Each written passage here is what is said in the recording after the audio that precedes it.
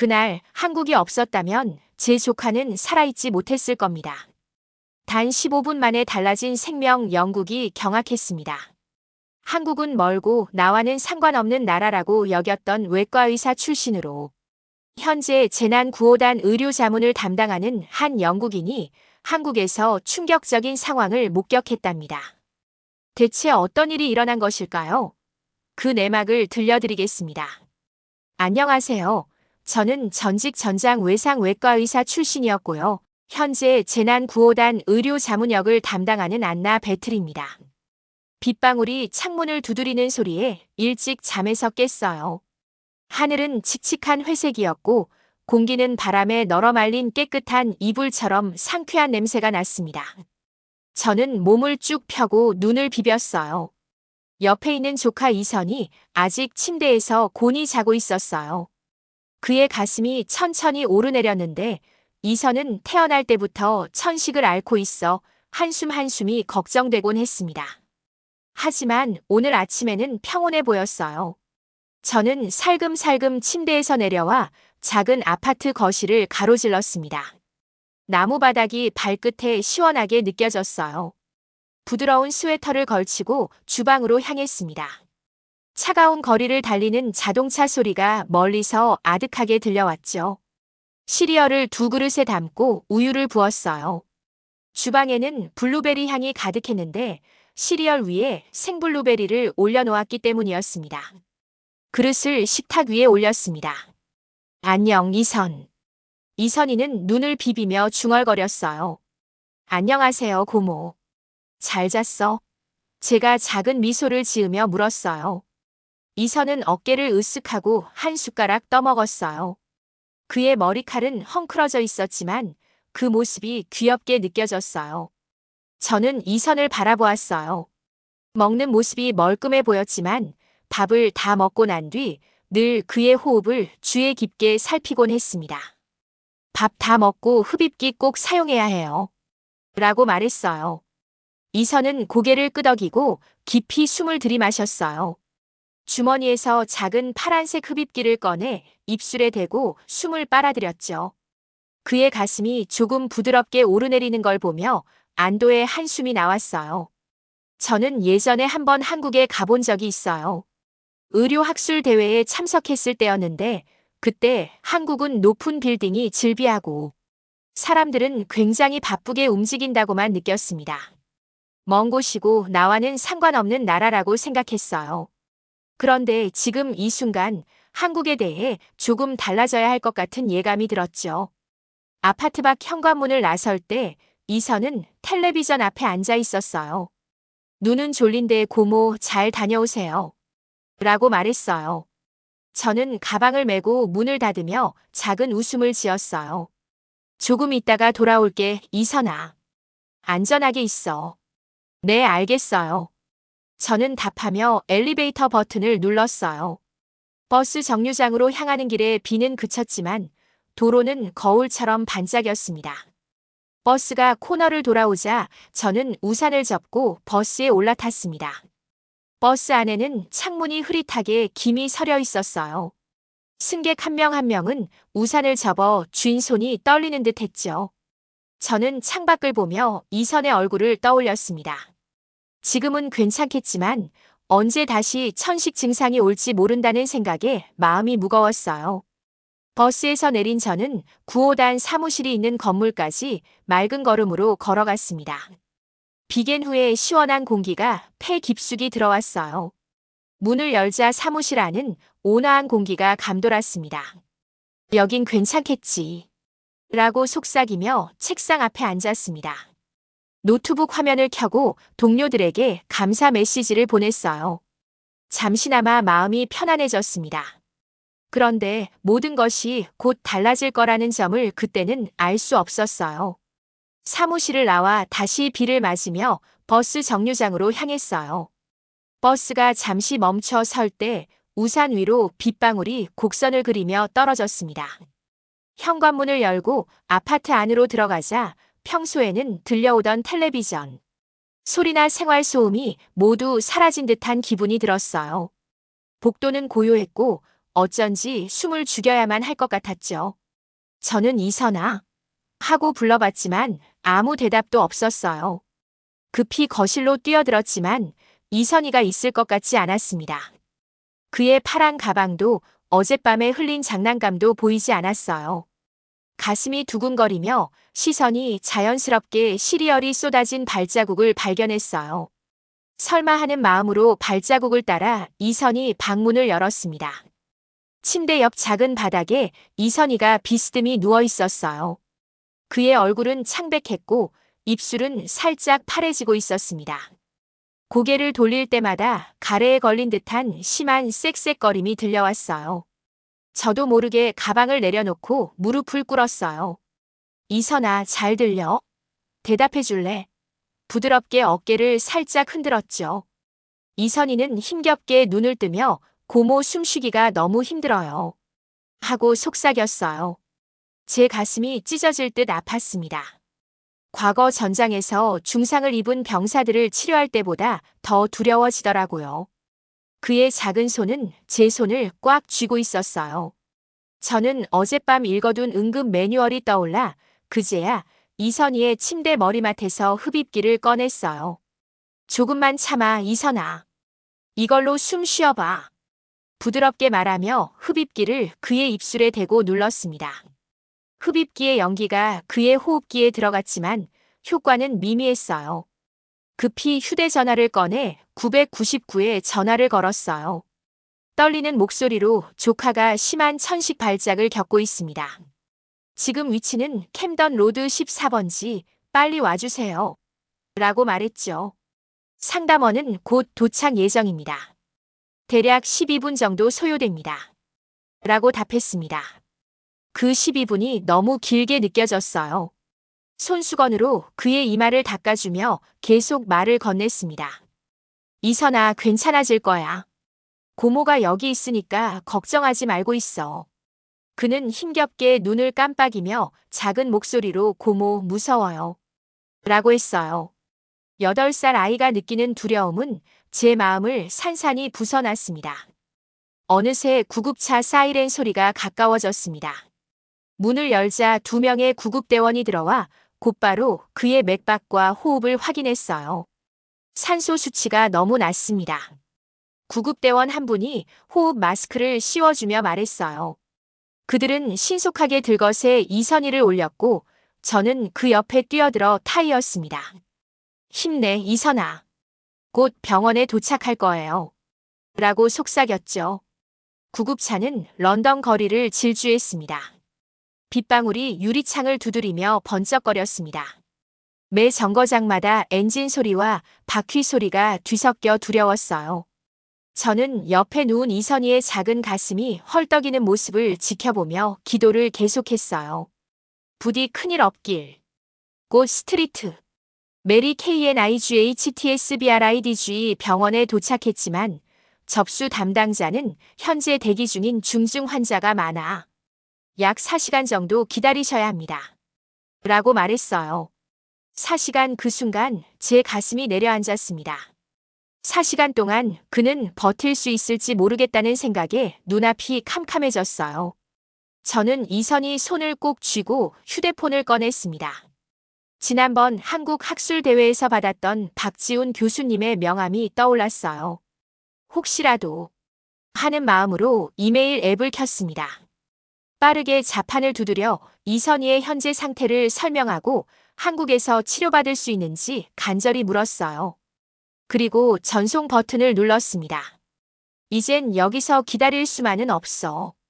라고 마음속으로 되뇌며 저는 그의 작은 손을 꼭 붙잡고 있었어요. 병상 옆 의자에 앉아 이선희가 산소 마스크를 쓰고 누워있는 모습을 바라봤습니다.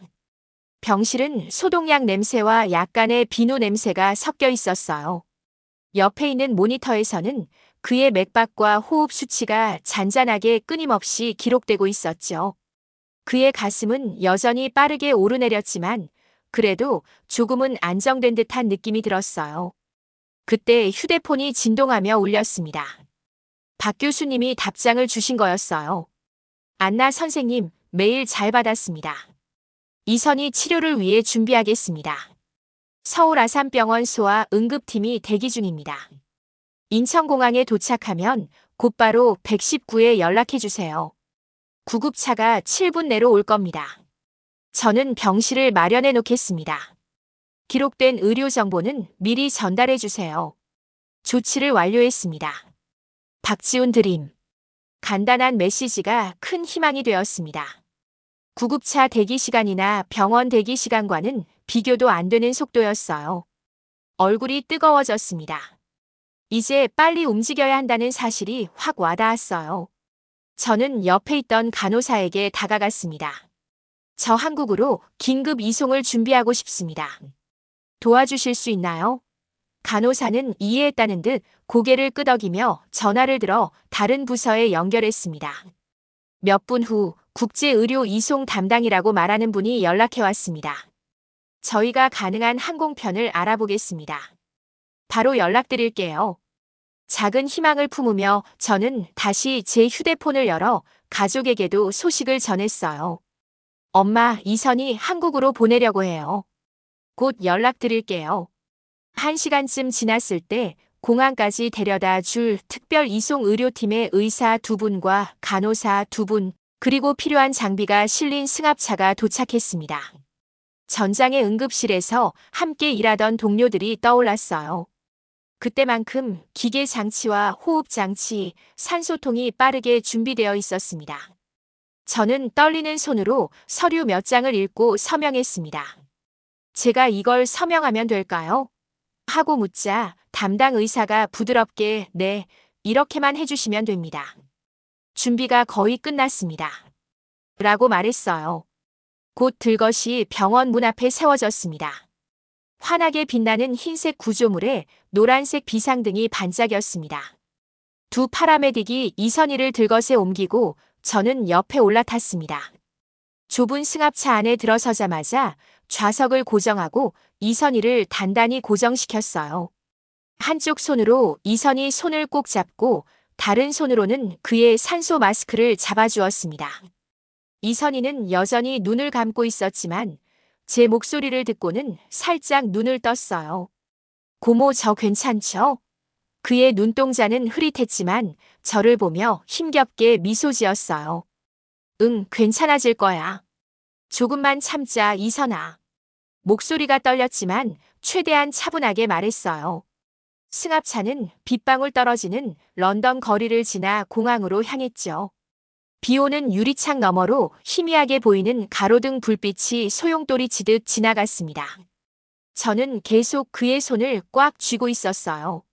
한참 후 비행기가 대기 중인 활주로를 향해 달리기 시작했습니다.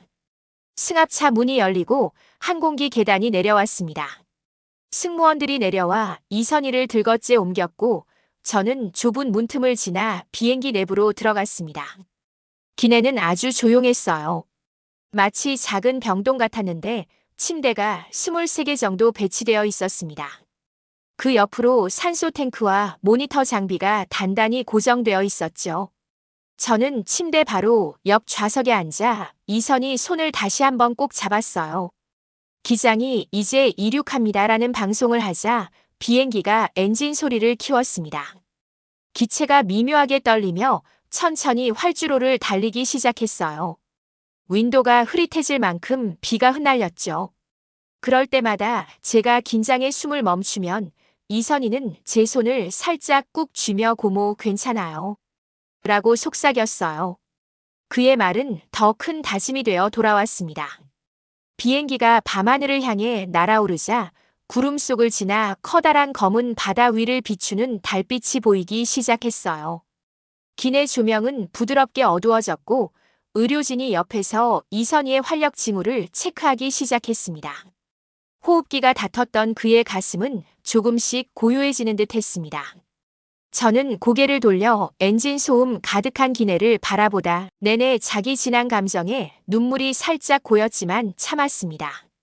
약 13시간을 머금은 비행 동안 모두가 이선희에게 집중하며 산소량과 약물 투여를 철저하게 확인했습니다.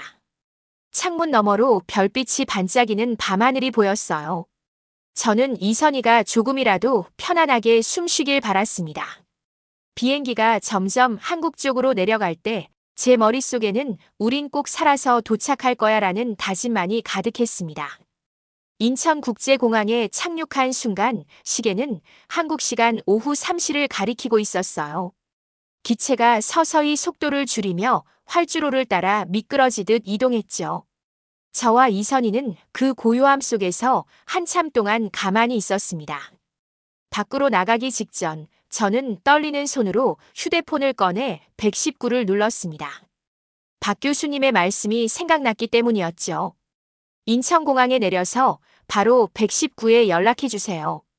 119, 무엇을 도와드릴까요?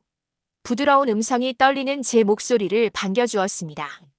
소아 응급환자 이송 요청드립니다. 위치는 인천공항 사비 게이트입니다. 조카가 중증 천식 발작으로 왔습니다. 곧 도착합니다. 7분 정도 기다려주세요. 7분이란 시간이 지옥처럼 느껴졌지만 저는 떨리는 다리로 제 옷자락을 가다듬고 이선희를 둘러싼 담요를 잡아당겨 몸을 따뜻하게 했습니다. 금방 도착할 거야, 이선아. 속삭이며 조심스럽게 그의 이마에 손을 얹었어요. 그는 눈을 겨우 뜨고 고모라는 작은 소리를 냈습니다. 괜찮아, 조금만 버텨보자. 게이트 문을 나서자마자 빗방울이 차갑게 떨어졌습니다.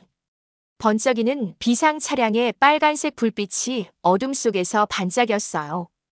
곧바로 119 구조대원 두 분이 우산을 쓰고 달려오셨습니다. 비옷 위로 반짝이는 흰띠와 응급이라는 글자가 선명했죠. 한 분이 조심스럽게 이선희를 들것에 옮기며 여기 병원까지는 약 15분 거리입니다. 걱정하지 마세요. 라고 했습니다. 저는 그 말만으로도 숨통이 트이는 것 같았어요. 응급차 내부는 작은 병실 같았습니다. 기계가 양옆에 가지런히 배치되어 있었고 산소 탱크가 딸깍거리며 작동하고 있었죠. 저는 들것 바로 옆 좌석에 앉아 그의 작은 손을 꼭 쥐었습니다. 창문 너머로 보이는 공항 활주로는 빗물이 반짝이며 넓게 펼쳐져 있었어요. 차창에 맺힌 빗방울이 천천히 굴러내리듯 저 역시 마음속 걱정이 조금씩 흐려지는 기분이었습니다. 도로 위를 달리는 응급차는 신속하게 서울 시내로 진입했습니다. 비가 여전히 내리고 있었지만 차들은 질서정연하게 움직였어요. 가로등빛이 물웅덩이에 반사되어 반짝였고 안내 표지판에는 초록색 글씨로 서울 40km 아산병원 7번 출구라고 적혀 있었습니다. 저는 화면에 비친 풍경을 바라보며 최대한 차분해지려고 애썼어요. 이선희는 산소 마스크를 쓰고 있었지만 한숨 돌리듯 눈을 반쯤 감고 있었습니다. 가끔 입술을 오므리며 숨을 들이쉬고 내쉬며 제 목소리를 기다리는 듯 했죠. 15분쯤 후 우리는 밝은 네온 사인이 빛나는 서울 아산병원 정문 앞에 도착했습니다. 응급실 입구 위쪽에는 초록 바탕에 하얀 글자로 서울 아산병원 소아 응급센터라고 적혀 있었어요.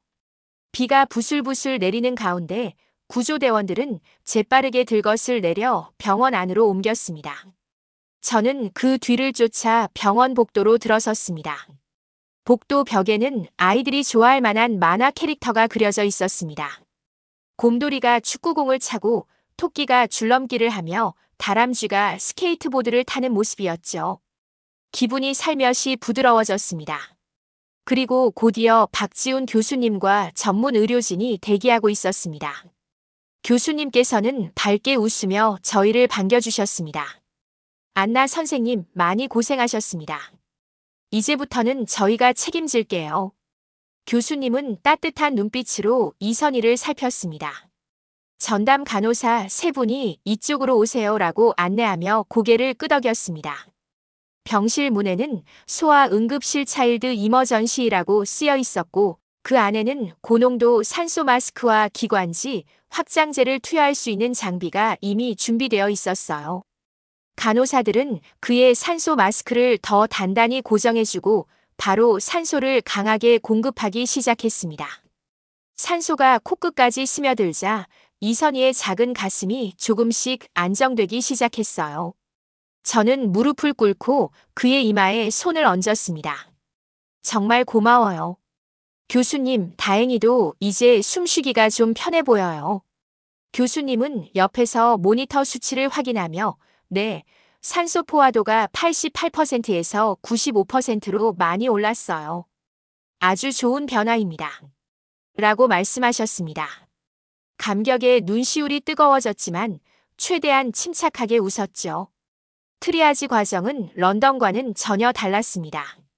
런던에서는 여기 오기 전까지도 환자가 접수되고 기다리는 프로세스를 거쳐야 한다고 들었는데 이곳에서는 도착하자마자 바로 치료를 시작할 수 있었습니다. 이 장면을 보며 저는 역시 한국 응급 시스템은 다르구나라고 생각했어요.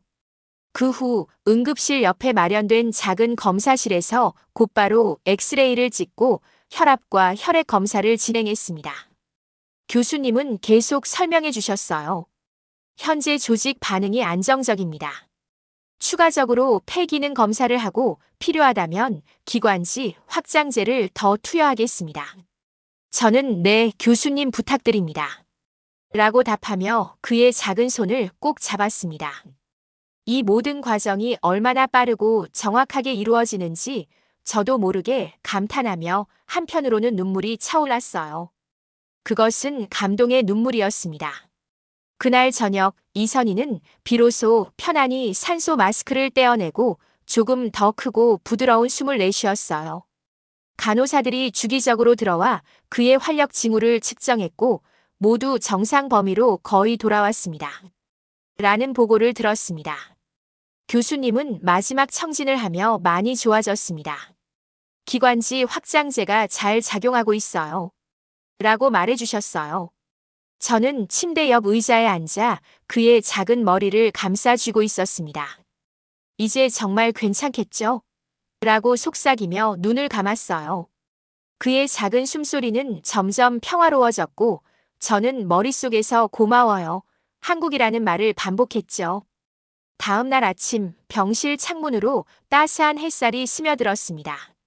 저는 여전히 플라스틱 의자에 앉아 있었어요.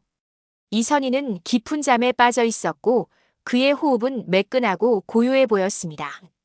창 밖으로 보이는 정원은 연초록 잎사귀와 노란 꽃잎이 햇빛을 받아 반짝였어요. 마음속에 따뜻함이 가득 차올랐습니다. 오늘은 드디어 퇴원하는 날이었죠. 몇 분 후 간호사가 따뜻한 미소를 지으며 들어왔습니다. 좋은 아침이에요. 이선희가 잘 잤습니다. 의사 선생님이 곧 진료를 보실 거예요. 저는 고개를 끄덕이며 네, 감사합니다. 라고 대답했어요. 잠시 후 박 교수님이 종이 뭉치를 들고 들어오셨습니다. 하얀 가운을 입은 교수님의 모습은 햇살처럼 환하게 느껴졌어요. 안나 선생님, 이선희 폐 검사 결과가 좋게 나왔습니다. 산소 포화도도 96%로 정상 범위에 거의 근접했어요. 교수님은 따뜻한 목소리로 설명하셨어요. 저는 두 눈에 눈물이 고이는 것을 느꼈습니다. 정말 감사합니다, 교수님. 제 목소리가 떨렸어요. 이선희는 눈을 뜨고 교수님을 보더니 정말 집에 가도 되나요, 교수님? 이라고 물었어요. 교수님은 고개를 끄덕이며 네, 충분히 회복되었습니다. 오늘 퇴원할 수 있어요. 라고 말씀하셨죠. 얼마 후 간호사가 퇴원 서류를 가져왔습니다. 흡입기 사용법, 주의할 점, 이후 지역 진료소 예약 방법 등이 쉽게 정리되어 있었습니다. 예를 들어 흡입기는 하루에 2번 사용하거나 숨이 답답할 때 사용하는 거예요. 호흡 곤란이 다시 오면 바로 병원으로 오세요. 충분히 쉬고 물을 많이 드세요. 라고 적혀 있었어요. 저는 한 문장씩 꼼꼼히 읽으며 알겠습니다 라고 답했어요. 점심시간이 다가오자 이선희가 갑자기 고모, 배고파요. 라고 말했습니다. 그의 목소리는 한결 힘이 차 있었죠. 저는 간호사에게 퇴원하기 전에 식사할 수 있을까요? 라고 물었어요. 간호사는 1층 식당에서 부드러운 죽과 찐 채소를 드실 수 있어요. 라고 안내해 주셨습니다. 이선희를 부축해 식당으로 내려가자 병원 정원이 잘 보이는 창가 자리가 있었습니다. 조용한 공간에서 저는 죽 한 그릇과 찐 채소, 그리고 보리차를 주문했어요. 이선희는 죽을 한 숟가락 떠먹으며 고모 맛있어요. 라고 환하게 웃었어요. 저는 그 모습을 보며 마음속 깊이 안도했고 그가 조금씩 회복되고 있음을 느꼈습니다. 식사를 마친 후 병실로 돌아오자 이선희는 이렇게 먹으니 힘이 나는 것 같아요. 라고 말했어요. 저는 웃으며 조금만 더 있으면 집에 갈 수 있어. 라고 대답했습니다. 그때 물리치료사 한 분이 들어오셨습니다. 그는 친절한 청년으로 이선아, 호흡 운동 조금 해볼까? 라고 말했죠. 이선희는 조심스럽게 일어나 의자에 앉아 몸을 곧게 펴고 들숨 -2 -3, 날숨 -2 -3을 따라 했습니다. 제 손을 가슴에 얹고 호흡을 같이 했어요. 들숨 2, 셋, 날숨 2, 셋. 이런 단순한 운동이지만 병원 안팎이 오히려 맑은 공기를 마시는 듯 상쾌했어요. 오후 내내 교수님과 간호사님들은 이선희를 세심하게 관찰하며 이제 거의 다 좋아졌어요. 집에 가서도 계속 관리를 잘하면 일상생활에 문제 없을 거예요. 라고 말씀하셨습니다. 저는 정말 고맙습니다. 고모가 영원히 잊지 않을 거예요. 라며 고개를 숙였죠. 해가 기울기 시작할 무렵 교수님께서 마지막으로 와서 내일 아침 한 번만 더 호흡 검사하면 더 확실합니다. 오늘 중으로 퇴원 준비하겠습니다. 라고 설명하셨어요. 이선희는 침대 머리맡에 기대어 눈이 반짝이며 정말 집에 가고 싶어요. 라며 웃었어요. 저는 금방 가자 이선아. 라고 속삭이며 그의 손을 꼭 잡았습니다. 그 순간 정말 모든 것이 안전해진 듯한 느낌이 들었어요. 병실 창문 너머에는 저물어가는 정원 풍경이 메마른 가을 햇살 아래 반짝였습니다. 그날 밤 저는 침대 옆 의자에서 잠이 들었습니다. 모니터의 규칙적인 비프음이 마치 어린아이의 심장 박동처럼 들렸고 이선희는 조용한 숨소리를 내며 곤히 자고 있었죠. 고모로서 느끼는 걱정은 사라지고 새로운 희망이 마음속에 가득 찼습니다. 내일이면 집에 가는구나. 저는 그렇게 속으로 미소 지으며 천천히 눈을 감았습니다. 다음 날 아침 병실에 조용히 햇살이 비추었습니다. 저는 이선희가 평안한 숨을 쉬는 모습을 보며 일찍 눈을 떴습니다. 커다란 창문 너머로 정원이 노란빛 물감처럼 물들어 있었어요. 저는 깊게 숨을 들이쉬며 오늘 이선희를 집에 데려갈 수 있다는 사실에 가슴이 두근거렸습니다. 곧 간호사가 문을 두드리며 들어왔습니다. 안나 선생님, 곧 진료 시간이니 준비해 주세요. 라고 말했어요. 교수님이 도착하셨고 흡입기 부작용 검사를 포함한 마지막 폐 기능 검사를 했죠. 교수님은 검사 결과지를 보며 미소를 지으셨습니다. 이선희 상태는 정말 좋습니다. 퇴원해도 될 만큼 안정적이에요. 그 말을 듣자 저는 눈가가 뜨거워졌습니다. 그럼 오늘 퇴원할 수 있나요? 제가 물었어요. 교수님은 고개를 끄덕이며 네, 곧 준비하겠습니다. 라고 답하셨어요. 이선희는 기운 없는 듯 미소를 지으며 정말 집에 가는 거죠? 라고 물었죠. 저는 잠시 울컥했지만 최대한 밝게 웃으며 그럼 이선아, 집에 갈 준비를 시작하자. 라고 대답했습니다. 간호사님이 퇴원 서류를 들고 오셨어요. 흡입기 사용법과 주의사항, 앞으로 경과를 확인할 진료소 연락처 등이 적혀 있었습니다. 예를 들어 하루 2번 흡입기를 사용하고 숨이 답답해지면 즉시 사용하세요. 재발 증상이 보이면 가까운 병원으로 오세요. 충분히 휴식을 취하고 물을 자주 마시세요. 라는 문구를 하나하나 보여주셨어요. 저는 고개를 끄덕이며 알겠습니다. 주의 깊게 살피겠습니다. 라고 말했죠. 조금 후 퇴원을 위해 이선희를 도와주기로 한 병원 택시가 도착했습니다. 노란색 택시는 비가 조금씩 내린 바깥 풍경과 잘 어울렸어요. 이선희는 고모, 여기 좀 쌀쌀해요. 라고 속삭이며 재킷을 손으로 더듬었어요. 제가 재킷을 어루만지며 갈아입혔죠. 곧 승강장으로 나가 병원 정문을 향해 걸었습니다. 하얀 타일 바닥에 병원의 환한 조명이 반사되어 따뜻하게 느껴졌어요. 택시가 탑승구 앞에 멈추자 이선희를 들것에 올린 의료진과 작별 인사를 나눴습니다. 교수님은 한국에 오면 늘 24시간 대기하고 있으니 언제든 필요하면 연락하세요. 라고 말했어요. 이선희는 잠시 망설이다가 고개를 끄덕이며 정말 감사해요. 라고 했습니다.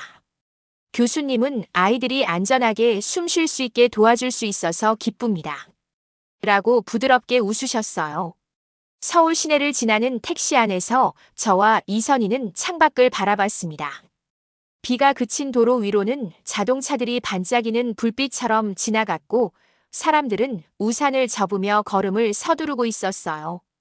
저는 이선아, 집에 가면 친구들에게 한국에서 일어난 일을 이야기해보자. 라고 말했어요. 이선희는 고개를 끄덕이며 네, 고모. 친구들한테 한국이 얼마나 친절했는지 알려줄 거예요. 라고 했습니다. 인천공항에 도착했을 때 우리는 짐을 찾고 출국 수속을 밟았습니다. 공항은 밝고 넓었어요. 군데군데 한국 전통 문양이 들어간 소품들이 전시되어 있었고 곳곳에 안전한 여행 되세요라는 문구가 적혀 있었습니다. 이선희는 공항 로비에 비치된 벤치에 앉아 노란색 엽서를 들고 있었습니다. 저도 기념품 상점에서 한국 모양 자석 몇 개를 샀어요. 이선희는 엽서 뒤에 한국 고마워요. 당신들이 제 생명을 구했어요. 라고 적어 친구에게 보낼 준비를 했죠. 탑승장에서 비행기에 올랐을 때 저는 승무원에게 런던으로 가는 좌석 12A, 12B 예약했습니다. 라고 말했습니다. 이선희는 창가 자리에 앉아 라면처럼 생긴 작은 봉지를 들고 있었어요. 고모, 이것 먹어봐도 될까요? 그는 말했죠. 저는 조금만 먹고 출발하면 잠시 쉬자. 라고 대답했어요. 비행기가 이륙하고 창문 너머로 서울의 불빛이 작아지는 걸 보며 저는 눈시울이 뜨거워졌습니다. 우리 이선희는 정말 많이 건강해졌어. 속으로 생각하며 그의 작은 손을 잡았어요. 그는 왜인지 밝은 미소를 지으며 고모, 집에서 다시 만나면 안 될까요? 라고 말했죠. 저는 물론이지, 이선아. 우리가 곧 만나게 될 거야. 라고 대답했습니다.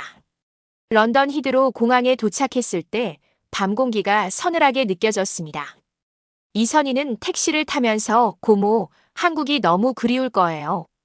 라며 작은 목소리로 말했어요. 저는 피곤한 몸을 일으키며 나도 한국이 고마워서 다시 가고 싶어. 라고 답했죠. 그날 밤 우리는 침대에 누워 창문 너머 런던의 불빛을 바라보며 잠들었습니다. 마음속으로 계속 중얼거렸습니다. 한국은 우리에게 희망을 주었어. 언제든 필요하면 우리를 도와줄 거야. 이 생각이 제 마음 깊은 곳에 남으면서 잠을 청했습니다. 오늘의 감동 사연은 여기까지입니다. 구독과 좋아요는 영상 제작에 큰 힘이 됩니다. 시청해주셔서 감사드립니다.